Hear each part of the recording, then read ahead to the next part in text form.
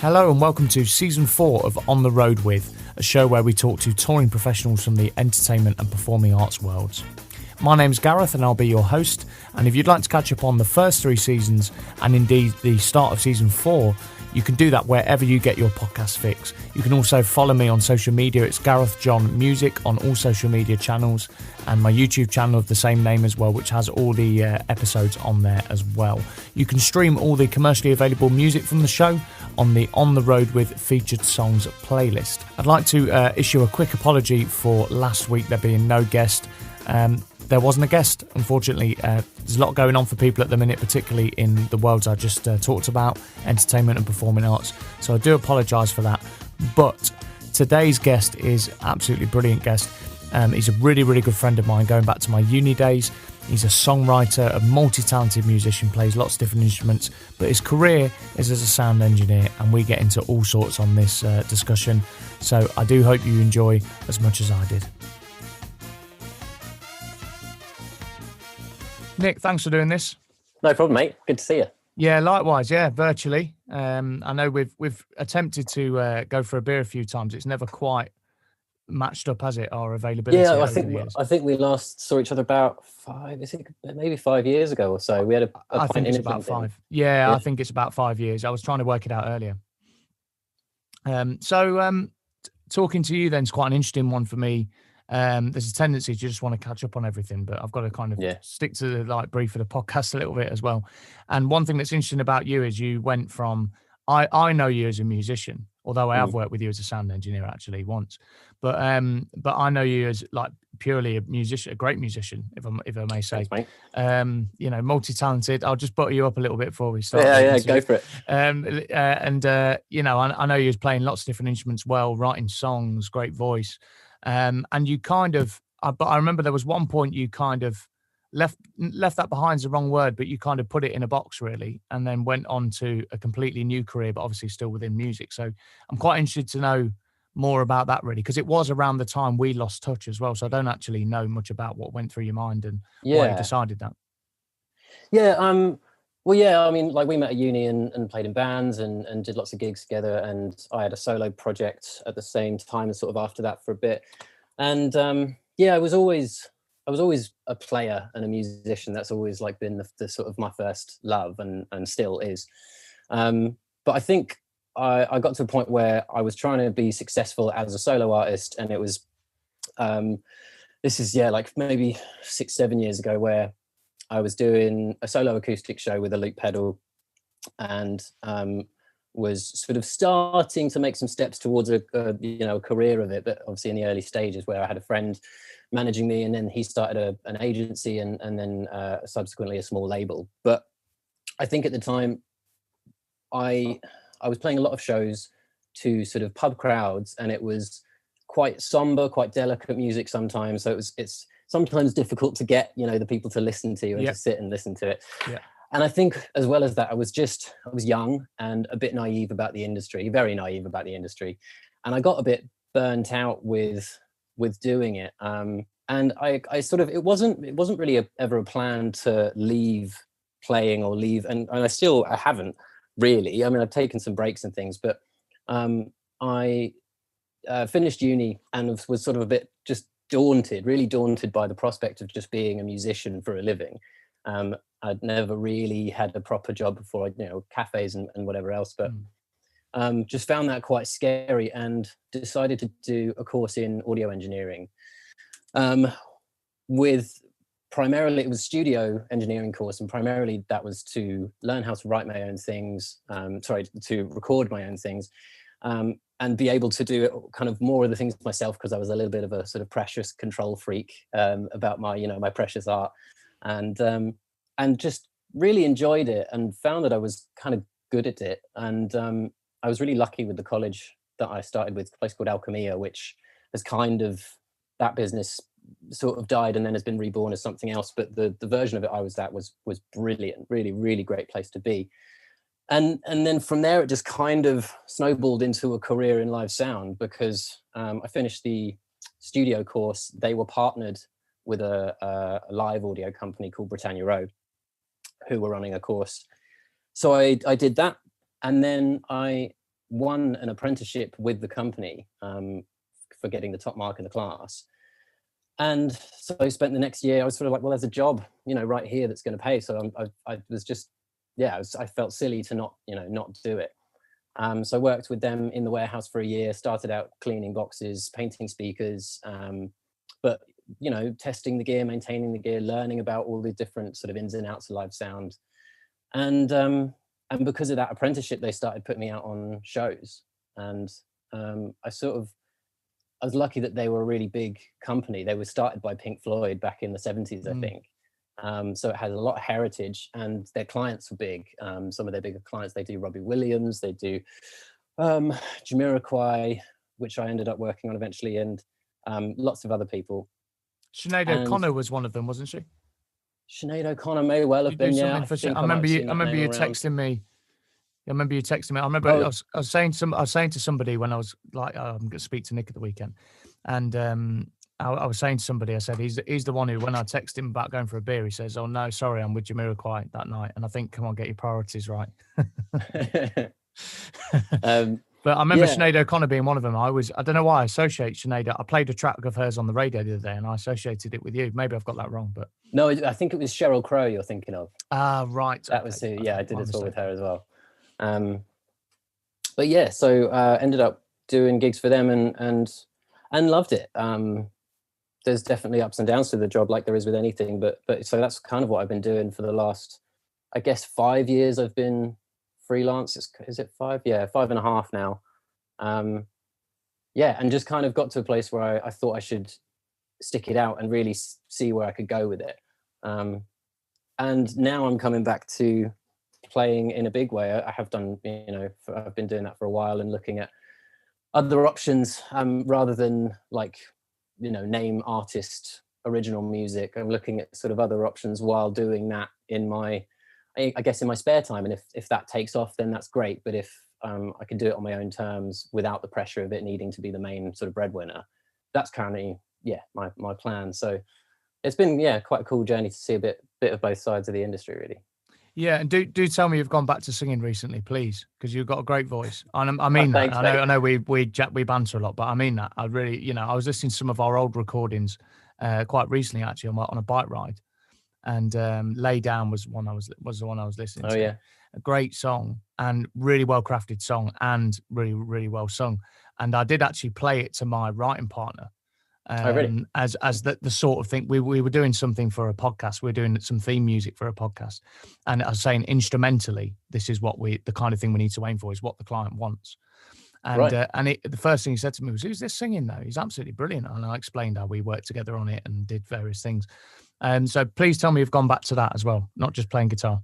Do you know what I mean? I kind of have and I haven't. I personally think my voice is quite suited to certain things and not suited to other things. So I kind of tried singing in a sort of rock band setting for a bit, and I just don't feel like I have quite the power, or I don't feel comfortable doing it, I suppose is what it is. So I do still sing. I still sing the things I used to, which is, acoustic sort of folk-based things that I really enjoy doing. For some reason, that just really sits well with how I like to sing, I suppose. And I've toyed around with writing other stuff, lyrics for other genres. It hasn't quite clicked yet. I'm definitely open to it, and I'd love to find something where it works. But I'm also a little self-conscious and out of practice, so it's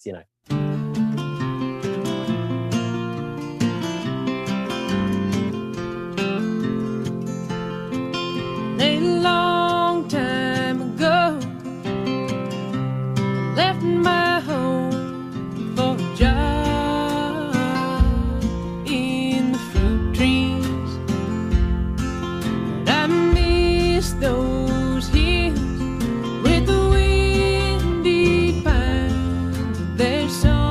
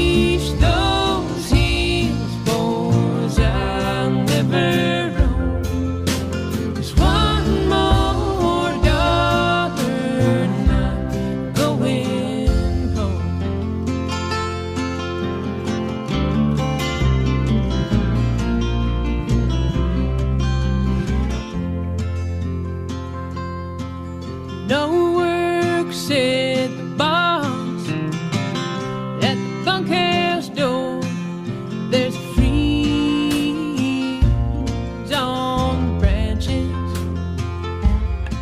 So when the dice came out at the bar downtown, well, I rolled out my chances. One more time to show for my day. One more dollar now on my way. When I reach those hills, boys, I'll never roam. There's one more dollar now going home.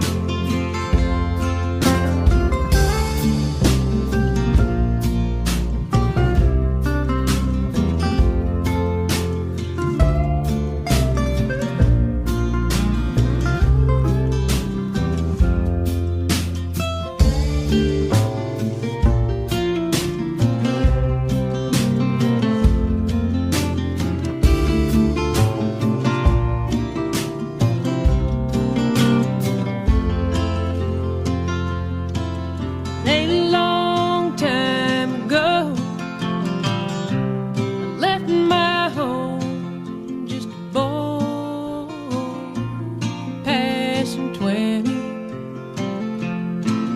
Could you spare a coin and a Christian prayer? My luck has turned against me. One more dime show for my day. One more dollar now on my way. When I reach those hills, boys, I'll never roam. There's one more dollar now going home. One more dollar, boys, I'm going home.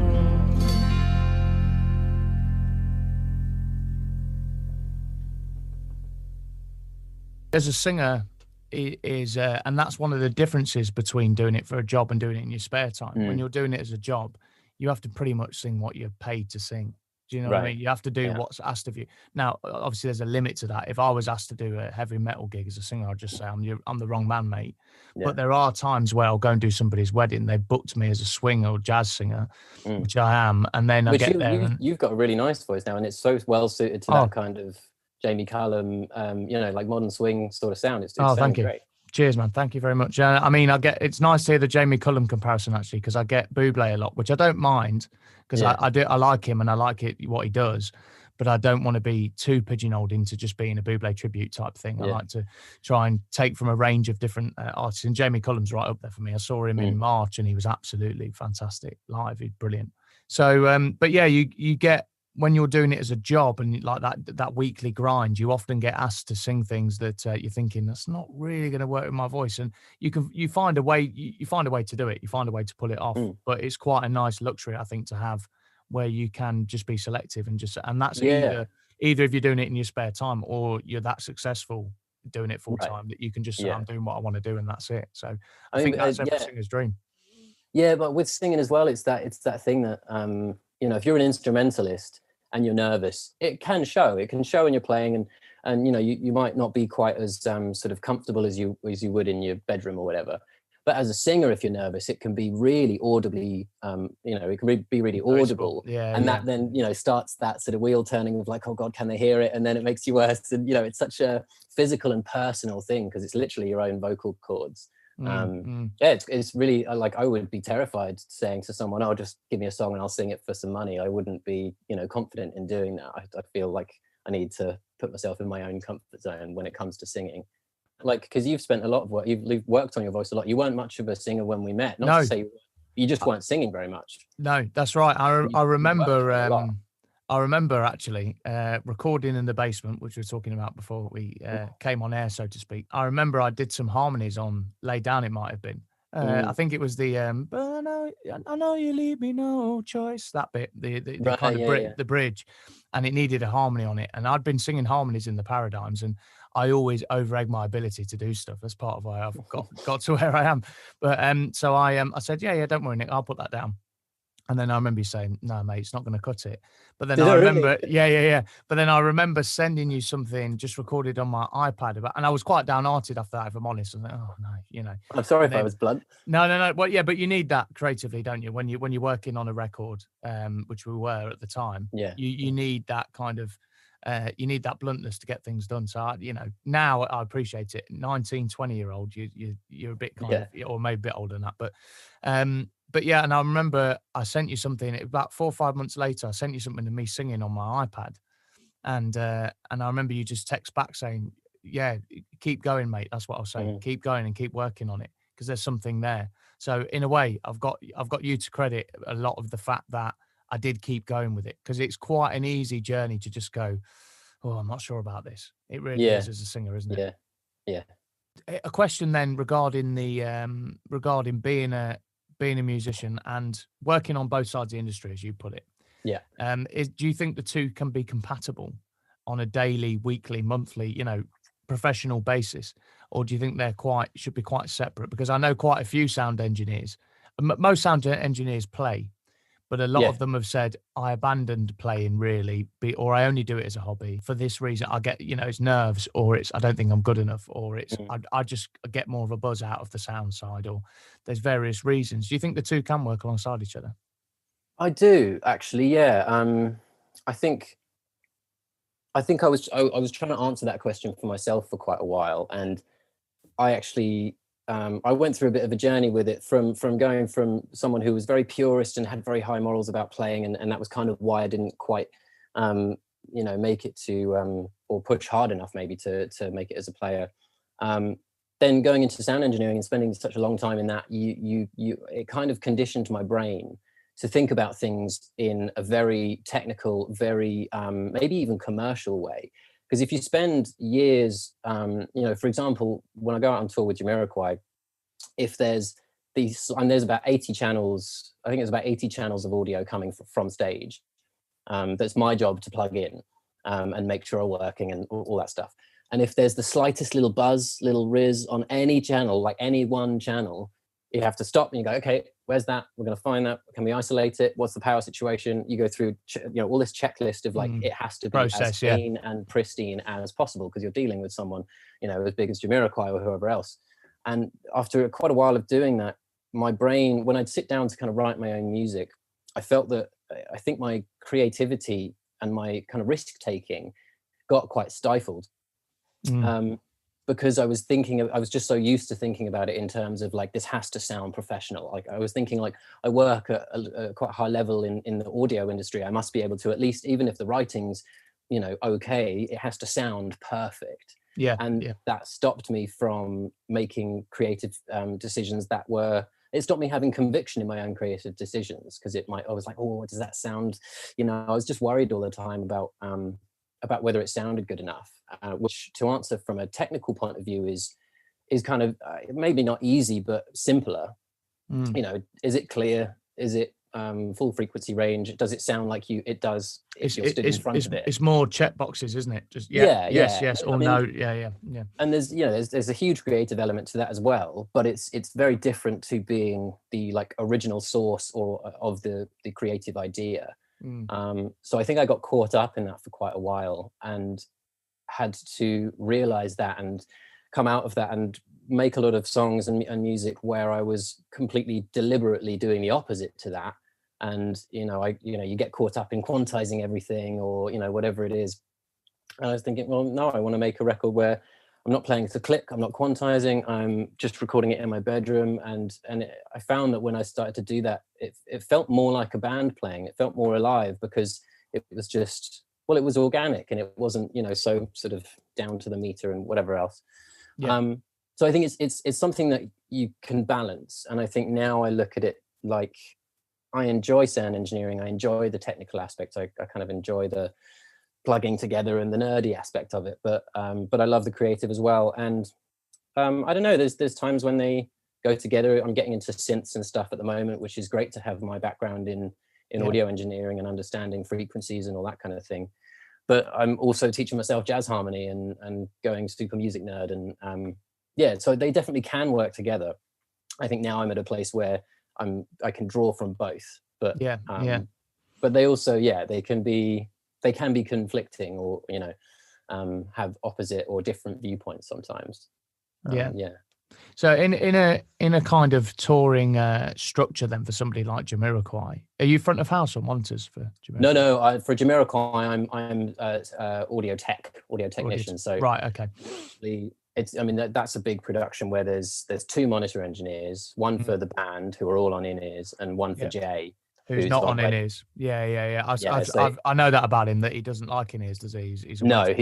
He's got about 10 floor monitors on stage, and then ground side fill and flown side fill. So he's got probably about 40 grand's worth of speakers pointed just at him, and the whole band are on in-ears. And he's got his own monitor engineer. So there's 2 monitor desks, and then front of house as well. So that my job is to take all the channels from stage, make sure they get to all the desks without any buzzes, noises, make sure everything works, make sure everything's powered, make sure all the power's clean. It's like the kind of technical caretaker of the show, which is it's quite a lot of work, but it's not mixing. So it's you're doing a lot of patching, is that the right term? You're doing a lot of patching stuff in and stuff. One word for it. Yeah. Okay, and you've got, obviously, I should imagine you've got a tour manager on the road with you as well. So give us an idea of how big a crew would be for a show like that. What's not excluding the band? What's the kind of traveling party? So I mean, there's a few different sort of levels. Like sometimes we do like corporate shows. It might be like a product launch, or it might be a private party, up to a full touring, a full arena tour. So I mean, at its biggest, we went out on tour last year around Europe with audio wise. There was the two monitor engineers, the front of house engineer. Then there's a front of house tech. There's me. And so for actual like sound engineers, there would be 5, but then there's a drum tech, keys tech, like bass and percussion. Who else? Oh yeah, and then like one more sort of general tech. So I think there was 4 backline techs, and they'd take care of the band's instruments and set everything up so that they can just walk into sound check. I love that. Just walking on and everyth's ready. Wouldn't it be nice? I don't know if you've ever had that. I have with the South. It's pretty much like that, really. Yeah. It's we've only got the 3 crew, but so we've got a tour manager, somebody who kind of doubles up as lighting and drum tech. We've got a guitar tech as well, actually, but the tour manager is also the front of house engineer. And then we do our own monitors. So we've got our own monitor desk at the side of the stage. Most of the band are on in-ears. And we just walk over. I've got my labeled channel and I just sort my own mix out, which seems to work quite well. But we're the only band I know that do it like that. I've seen some bands do it. I mean, doing your own monitors, I mean, it's good, actually. I think having that kind of control, it's something I'd like to do, actually, because I tend to be a monitor engineer when I do mix.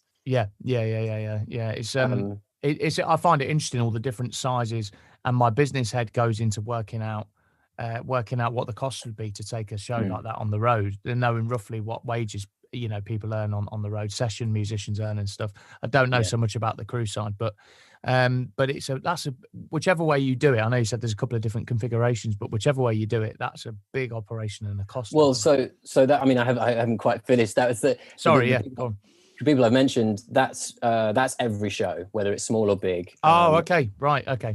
And those are the people generally, like there's let's say 5 sound engineers, 4 backline techs. Then we've got a production manager who kind of does production / tour managing. He's the the brains of the operation. That's so 10 people minus not including the band. That's every single show. And then for the full arena tour, we had 2 extra sound engineers who were doing the PA. So they'd come into because we were touring with our own PA system. Right. So they'd come in the morning, put the big stacks in the air. And Then there'd be lighting and video crews, which was probably another 10, maybe 10 people each, maybe not quite that many. So, I mean, just technicians and production for a full arena tour, there's probably about between 30 and 40 at a push, probably about 30 of us. So it's quite a big production. With the arena tour, we go in and it's the arena is blank, just the stage. The big video wall at the back, all the lighting. The lighting people come in with their truss and lay all the lighting on the truss, and then that goes up in the air.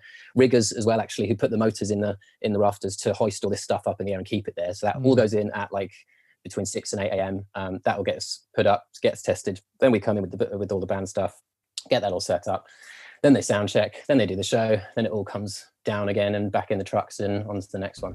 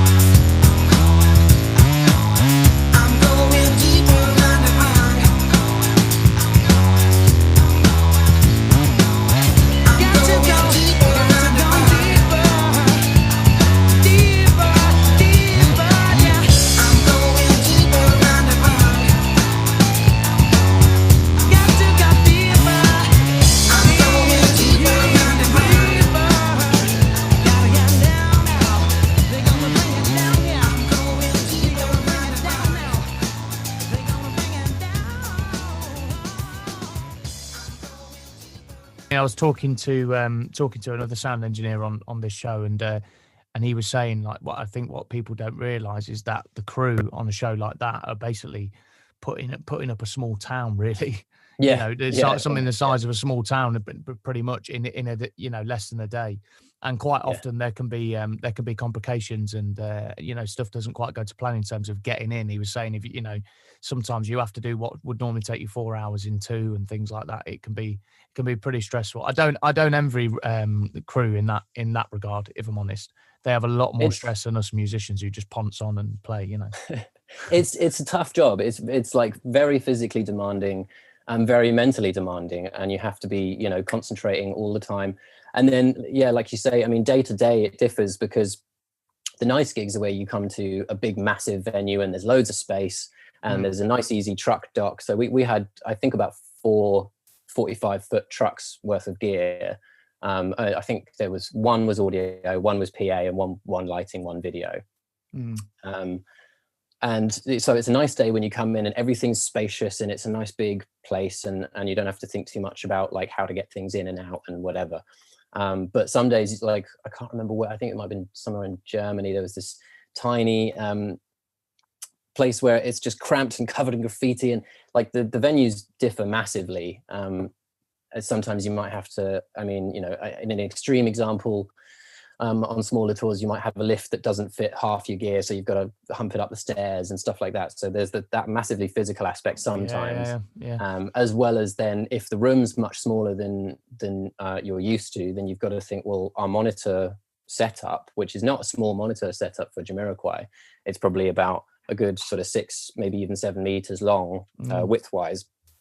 If you don't have enough space, then you might have to do it on a dog leg and you figure out, okay, well, I've got X amount of cable. Is that going to reach to do this setup? And then what about if we put this here? And it's a lot of like spatial awareness of where to put stuff. It's, it's very practical kind of concerns like that as well. So yeah, it's that's what I kind of like about it, is it's high energy and high, go. Yeah. Fast, which is kind of what I enjoy, but it's also, very taxing at times. Can be draining. Yeah. I mean, the, one of our crew in the South, he always jokes when we turn up for sound check, and they've been there all day, like rigging. We'll turn up for sound check, and he goes, "Oh, here we go. Here come the workers." And then like, when we've finished sound check, he go, and we're going to go to the pub. Like we've done like an hour, max. And he goes, "Oh, where are you going? Sign on," and all that. He's always making cracks like that. And he'll say to me, when we've come off a festival and we've done like 25 minutes, he'll say to me, he'll come with a chocolate bar from the rider and go, "Oh, you need perking up, mate. You've done your 25 minutes. I bet you're knackered, aren't you?" So yeah, I don't envy the crew. If that says anything, it says that you and the band are probably very nice people, because there's plenty of artists, not that I'll name any names, that would take very badly to comments like that. So yeah, it's a nice working environment. And absolutely, yeah. I mean that's what I was going to say next, is actually in your line of work and talking to other sound engineers, the theme that and tour managers as well, the theme that's developed is, you've got to be an approachable, easy to work with person. Yes, you've got to put your foot down every now and then. And I've seen our tour manager in the South put his foot down a number of times about stuff. You've got to have that kind of streak where, not nasty streak, but that kind of firm, no, hang on a minute, that, this is what we asked for type of thing. And when you're dealing with venues, agents, etc. But you've also, in terms of day to day on the road, yourself when you're on a long tour and traveling on tour buses and stuff, you're like family for those weeks, really. And families do fall out; they do disagree on things. You know what I mean? And you've got to have quite an easygoing temperament, I think. Yeah, I mean, it's a very interesting and often super fun and often difficult social atmosphere, because it's like you say, you're literally living together on a tour bus. And I think the idea people have of tour buses is like, oh my God, luxury tour bus, and kind of, which, it's kind of cool. I'm not going to lie, to be able to say. It's great. Yeah. It's great. But at the same time, sometimes it's 10, 12 adults living in bunk beds in a very enclosed space. All, you have long days, you're dirty, and you just have to make peace. And if you've had an argument with someone at work, you go home to sleep and they're right next door next to you, or you have a drink after work and they're sat next to you. You don't get any space from them. So you have to really develop a thick skin if something does go wrong, and B, be able to get on with people and be personable and have a joke and leave work behind just for that evening before it all starts again. Yeah, you do. And sometimes I've found as well, when you've got your days off, you do need a bit of your own space actually, and you need to get away from the tour bubble and go and see wherever you are. Or, you know, I quite often go busking in the local town and stuff like that, just to take my, you know, to do something. Yes, it's the same; it's still playing music, but do something different. You know what I mean? Just from the so it doesn't become too much for a grind. I think you got to make that space. Go and read your book for a bit, or you know, go for a run or whatever. It's important to try and keep those things that you'd probably do at home. Try and keep those in your on the road life as well. Yeah. I took my skateboard on the last tour, and so hit up some of the local parks and where we were. It was nice. Nice. So I wanted to compare that then, what we've just talked about. I wanted to compare that to, because when I knew you, and before all this, you know, your this career at the moment, the touring experience you had, which always fascinated me, was with Jez Hellard. Is that the right pronunciation? Jez Hellard, yeah. So I know you were very young when you toured with him, when you played guitar. And is that the kind of main touring experience outside of being a sound engineer that you've got, or there might, like I said in my email, there might be other things, you know? No, I mean, I wouldn't even, to be honest, call it touring really. I mean, I met him when I was abroad in Macedonia. And we just had a chat and jammed together and played guitar and stuff. And then he invited me to play in his band in Kingscliff, this tiny, lovely little village in near Peterborough. And we played some local gigs there. We did a few festivals around the place. It wasn't, I mean, I wouldn't call it touring, because it was going back and staying at the same place. So I was staying with a friend at the time in that area, and it was going back and staying there. And it usually wasn't sort of gig after gig. It was, you know, 1 or 2 a week maybe kind of thing for a little while, and then I'd go home for a bit and come back and do some. So it wasn't the same in terms of my engineering career, where you're literally on the road constantly and going sort of city to city, country to country. But it is, I suppose it's my closest thing, I suppose, to touring, playing with the same group in different locations. Yeah.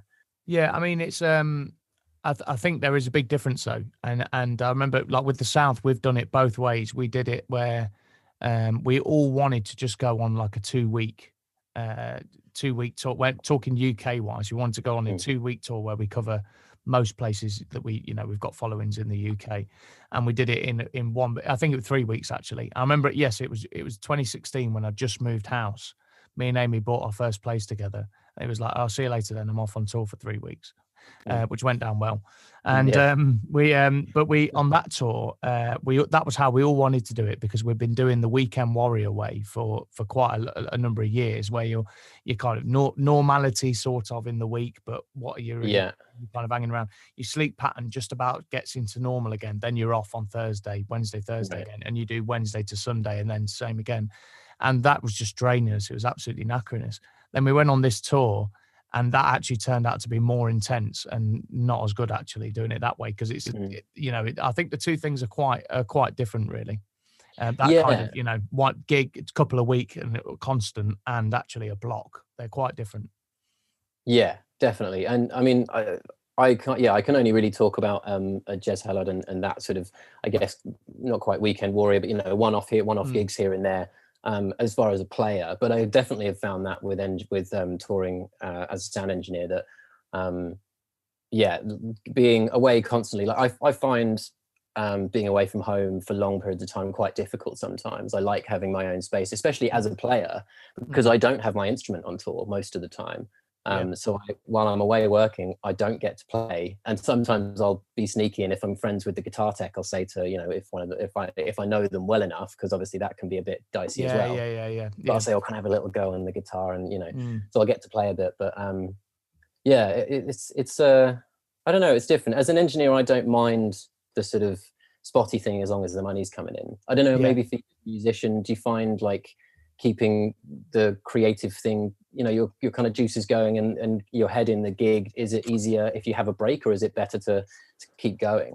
It depends what you're doing, in all honesty. I like the break when I'm playing as a trumpet player, as a session musician for a band, because you are doing the same show every night. You haven't had a lot of it's enjoyable, but you've not had any creative input really on the show. Mm-hmm. You go in there doing your job, great bunch of people, and you're getting paid for it.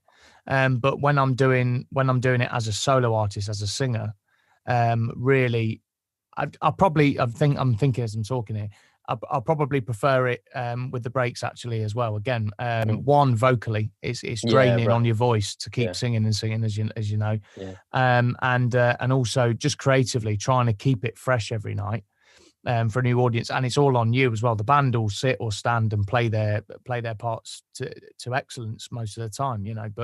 But for you, whether the show's good or not, and if you're the singer, it hinges on you really, and getting fired up for that every night in a block for sort of 3-4 weeks. I've not done that yet as a singer, but it'd probably be more difficult than doing it with breaks and coming back to home comforts and things like that in between, I'd say. I can imagine it's like literally, because I suppose, especially if you're the front man of the band, you've got that spotlight literally, you know, dead on you. At least, you know, I think for both of us, the show is the you know, pinnacle of the stress of the day, maybe, you know, and not that it's not enjoyable, but that's when you're like, okay, now it's go time, and you have to be showtime. Exactly. Whereas, you know, for me, I'm stood off stage waiting for stuff to go wrong and just making sure I'm ready to fix it if it does. Whereas for you, you're literally on stage all the time, eyes on you kind of thing. So I can imagine that gets quite draining quite quickly. I mean, Guxy and the Paradigms always used to say to me, when some of the lads would want to do a song that wasn't quite ready to go out, wasn't quite polished enough as a band, we haven't rehearsed it enough, and they went, oh, it'd be all right, let's do it. And he'd go, yeah, but they're not the ones who've got to sing it, and if it goes wrong, they're not the ones who are going to look a dick. Right. The audience, you know, and there's that pressure as well, you know. I think they are two very different things. And it sounds like you made an interesting point there about it's still go time though for the crew. It's still right, here we go. You know what I mean? And I've heard other people say that, other tour managers and stuff. And the tour manager of the South said to me, he said, you've got to remember it's all about the show. That is the 100% main thing, you know. Yeah, exactly. You know, and especially sound wise as well. I guess from your point of view, you're also under pressure in that I know that artists and bands like to dish out some stick if the sound isn't quite right as well. So, you know, I'm sure, you know, every sound engineer I know has been on the receiving end of that at some point. Yeah. And I tend towards monitors, and that tends to be the one where, because, you know, that's what the band and the artist are hearing. If there's something wrong, it depends, you know, you get varying characters where it tends to be really comfortable players, often jazz musicians, that kind of thing. People who are really, really masters of their craft kind of thing. Not all the time, but quite often are kind of okay with what you give them, and they won't be picky, and they'll just be like, cool, I can hear things, that's cool. All right, let's just go. And they'll be in the music. Whereas, you know, this is generalizing, but some of your more poppy artists and pop singers and that kind of thing will be quite sort of picky and might just every song have a note for you or whatever it might be. It depends on people. And I mean, what you find sometimes with the kind of people who are more on the kind of entertainer end rather than being a master of their craft is that they're probably, I know this for me is my trumpet playing versus my singing. I think it was actually you that said, trumpet wise, I just know it inside out and I can just do a competent job. I'm not a fantastic player, but I know exactly what's required and I can do it. Yeah, you've always been a really, really solid, reliable player. Solid, yeah, that's right. And I can, you know, and I feel more than comfortable doing that. And I'd get very little nerves walking on stage to play the trumpet, very little nerves. Going as a singer, I mean, there's been times when I've finished a song, gone, thank you, and given it the big one and all that, audience are cheering, and I walk off going, oh, that was terrible. You know what I mean? I'm a lot more critical of myself. So, and I'm more diva-ish as a singer than I am as a do you know what I mean? Because it's a lack of confidence within me. Yeah. And I think I speak for quite a few singers when that is that confidence is on a knife edge anyway. Then if it ain't quite right, it just takes a plummet, and they can't afford for that to happen when they're on stage. So I do get it from that point of view as well. Yeah, and it makes sense. I mean, and it's interesting because, you know, even saying that, you know, making that massive sweeping statement about jazz versus pop musicians, sometimes you just get, like, you'll often work with a band on monitors, and sometimes there's just one person who's just, you're like, they're quite picky, and it's just usually everyone else is kind of chill. Every few songs they might just, you know, say, oh, well, can I just have this a bit higher, because things change during the set and the songs are different. But sometimes there's just one person who's just like every minute is just like, oh, this down, and then oh no, back up, and then oh, just split the difference, and maybe that's the same sort of thing. Is they're just a little bit unsettled, and for whatever reason, whether it's it depends on the day you catch them as well. Do you know what I mean? Other day, first night of the tour, they're raring to go. Other days when tiredness is kicking in and stuff like that, your kind of nervous system can take a bit of a plunge. Yeah. So, I need to talk about this, although I'm getting a bit bored of talking about it with people at the minute. Is the current situation and how we can try and sort of put together a roadmap out of it for entertainment and hospitality as well, performing arts, any industries like that. We all feel quite left behind at the minute, and we're bearing the brunt of a lot of this, stuff with COVID-19. What's your kind of take on it in terms of when we could maybe get back to normal, in inverted commas? Yeah. Well, I mean, I think that was definitely completely uncertain for, I mean, pretty much up to now, up until this vaccine stuff started. That was the scariest thing was, when is this going to approach anything that resembles normal? And I think, I mean, like I was saying to you earlier, I think realistically things might return to something resembling normal probably by the beginning of the year after next, so 2022. I think springtime next year will be hopefully when things start to at least happen in a new way. I mean, we heard so much over the year about, I heard about festivals that would do a COVID test as part of the ticket so that they could operate at full capacity, because so many just can't. If they don't have full ticket sales, they won't make enough to do the festival. They'll be making a loss. And various other things like that were sort of, and these, the streaming shows and all that kind of thing. But, streaming is no replacement, as we all know, for live music. Yeah. So I think next summer, because for me summer is, and I guess for you as well, maybe, I don't know. Summer's the busiest time for me. Yeah, festivals and wedding season as well, which I'm trying to move away from. But for the last few years, it's been absolutely jam packed. Yeah. So I think it all depends on the vaccine now, really, and I think next summer will be, well, hopefully next summer will be a transitionary period of maybe up to sort of 50% capacity. I'd love to see, maybe 50% of events going ahead, and it's still a bit of who knows. I mean, luckily there's still some government support going on. Not that it's working for everyone, but I mean, it's like you say, the music industry and the arts in general have been hit the hardest, really.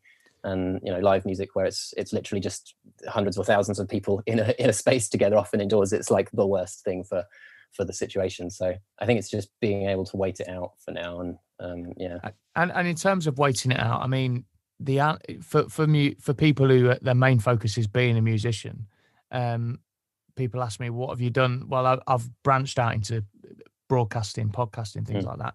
But also as a musician, it's time to write, it's time to record, get that album that you were talking about, get that done, get everything ready for the relaunch, if you like, when things can take off. I'm really at a loss as to what the likes of yourself at Crew. I mean, I know you're a musician as well, and it sounds like you've embraced that again. But what Crew members do, what can you really do to keep yourself mentally stimulated? And it's this is going beyond money. This is about keeping yourself mentally stimulated and positive. What do you do in that waiting it out time? Well, I mean, just talking about money for a minute. I mean, I think the thing, and this is, it's certainly not a competition of who had it harder. The one thing about my industry particularly is that I made 100% of my money off live events.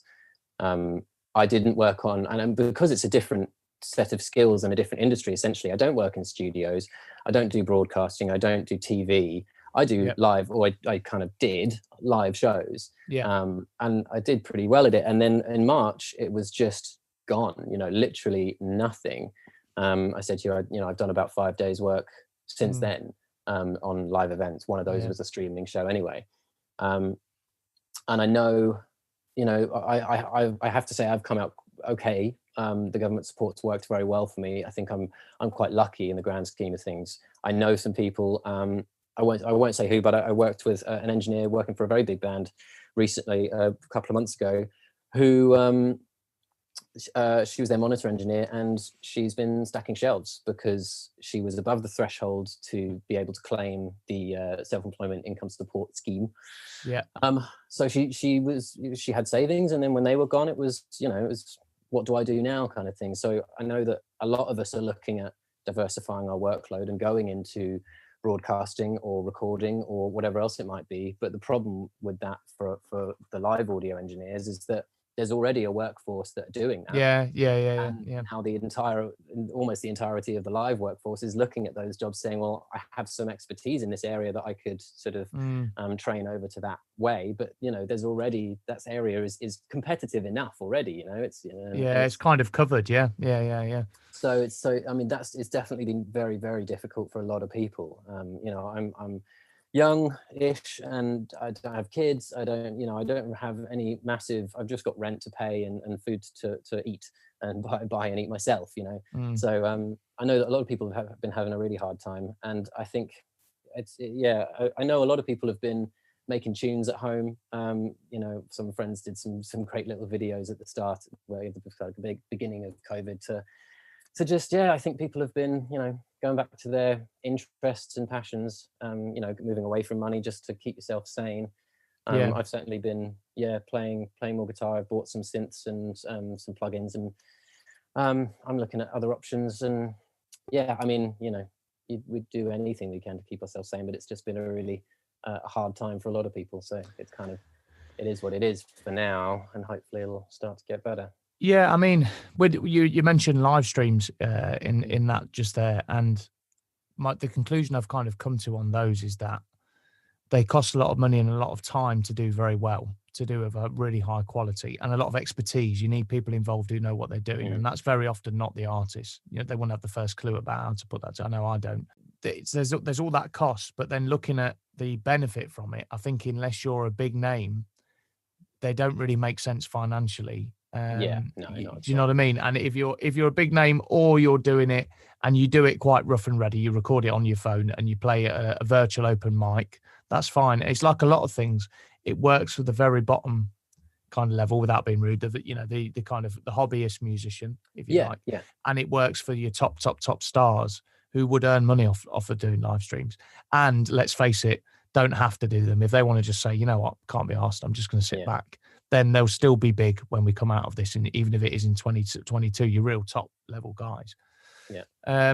So I think it's a really hard one to try and judge. You want to, as an artist, you want to do stuff to keep yourself in people's minds. If you're on a bit of a roll before, that's what we've done with King Brastard. Still been doing videos and stuff. There is funding out there to do it as well. But I think for your kind of, it must be a bit of a rock and a hard place situation for engineers, because a lot of artists, unless they're top level, are not going to be able to afford your services and afford to do these things properly. Are the top artists going to be doing it? I don't know. Some have. But you're saying you're involved in a live stream throughout this. Yeah, I did. It was my first gig since March, and it was in. I can't remember when it was now. It was a little while ago, sort of late summer, with Supergrass, which was really great. In one of their sort of old haunts in Oxford, where they started out. But it's like you say, that was it was in a really small club, in a club that they knew back in the day, and they'd made their sort of gig space, which was quite a small, probably like 400 or 500 cap space. I guess they'd taken the stage out. Yeah, they must have, because there wasn't one in there, and just made the whole thing basically like a big rehearsal room where they all faced inwards and were filmed by a 360 camera. And it was really cool. And that was the first gig, like I say, since March. And when I got the email about it, I was like, oh my God, I've got a gig. I was really excited. Yeah. Like you say, there was a big crew involved on that. And yeah, for anyone, anyone mid-level or below, or even sort of upper mid-level and going up, it's hard to justify. I mean, the budget, I don't know what the budget was for it. I'm not involved in those kind of conversations, but it would have been a fair old amount of money, considerable amount of money, to put that on and make it sound good and look good and all that kind of stuff, which just isn't available for most people, most places. Yeah, no, it's tricky. And what have you got? What's your kind of plan going into sort of Christmas and stuff like that? How you plan to use the time between now and 2021? Well, so like I was saying earlier before we started recording, I've been doing some composition work for a video game. I say video game; it's like an app-based game kind of thing. It's called Hero's Guide to Gardening, and it's a mental health game. It's sort of like to introduce the ideas of mental health to like young-ish. I think it's probably aimed at between like 9 and 13, maybe that sort of age range. So I've luckily had a couple of friends who've been working on this thing for about a year, and we started doing things for it last year. I did a first few tracks for them as just first demos kind of thing, and then they've picked it up. So for the whole of November, that's been mostly what I've been doing, and it's been a real blessing to be able to work on something productive and engaging and that I'm passionate about. So I think that's the only job of that sort that I have at the moment, and I've just sent the final tracks off for the day. So I think the next few months is going to be putting together a website and a portfolio and a body of work to start marketing those services to people, because that's and doing some research into what other ways, whether it's video game, whether it's film, podcast, audio, whatever else it might be that I can do from home essentially, and use my audio abilities in a way where it doesn't involve lots of people in a room kind of thing. So the next few months are going to be gearing up for that and hopefully developing that over next year. And this is why I hope that my hope is over the next year that there'll be enough gigs about to hopefully pay my rent and food just about, and grow the rest of it so that's if it goes on longer then I can do that as well, and it's something I'd like to do anyway. So just a bit of diversity. Well, there might be some stuff we can do together on that, because I've kind that'd be great. entered that world a bit myself. And we've said for 3-4 years now that we had an idea of a big band thing we were going to do, weren't we? So we've said for years that we want to do something. So and it was kind of part of my plan this year actually to reach out to you and do that, but obviously events took their course. But I'll definitely keep in touch about that. Yeah, cool. So, well, thanks very much, Nick. I really appreciate your time. Thanks for doing it. That's been great. And it's been good to catch up prior as well to the recording. It was good to just catch up on a few things. So, really appreciate it. Thanks. Yeah, good to see you, man. Thank you so much for joining me for this episode from season 4 of On the Road With. My guest was Mr. Nick Jackson. It was great to catch up with Nick. It's been such a long time, and I'd like to sincerely thank him for his time. It's a really interesting insight into all things on the road in terms of being part of a touring crew, and obviously the current situation as well. 30 to 40 jobs on an arena show. Just think about that, those jobs at the moment. So if you like what you're hearing, please do follow us wherever you get your podcast fix. And you can also keep in touch on social media. It's Gareth John Music on all social media platforms. And you can also stream all of the commercially available music on the On the Road With featured songs playlist on Spotify. One last favour as well, if you could also give us a positive, hopefully, rating and review on Apple Podcasts, that would be much appreciated. It really does help. I'm now going to play the show out with one of Nick's choices. It's Julian Largy, I think I pronounced that right, and the tune's called Splendor Riot. Take care now. Bye-bye.